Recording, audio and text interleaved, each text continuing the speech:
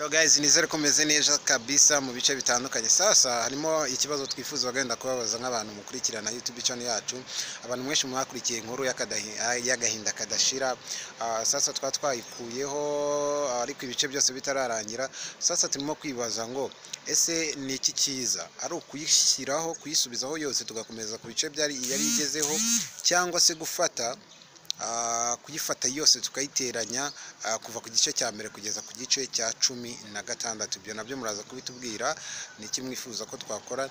Ikindi ari ukubazanira indi nkuru ya Sumaya kuko nayo irahari ibice byose, cyangwa se dutangire inkuru ya Sumaya agahinda tugasoreze hariya. Ariko ngewe ku gitekerezo cyane numva twazifata yose agahinda kadashira, ira nkuru yose tukayifata tukayiteranya ikaba inkuru imwe kugira ngo dushireho ibice byose, kuko abantu benshi ibice byose mwarabibonye.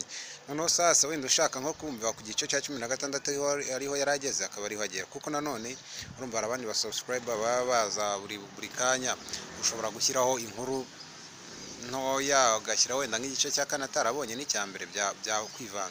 Aho ubundi ku nkuru ya Sumaya nayo tugiye gutangira kuyishyiraho, naho ubundi dukeneye ibitekerezo byanyu kugira ngo tubashe guhita. My name is Didas, keep watching, keep subscribing the Zoom TV 24.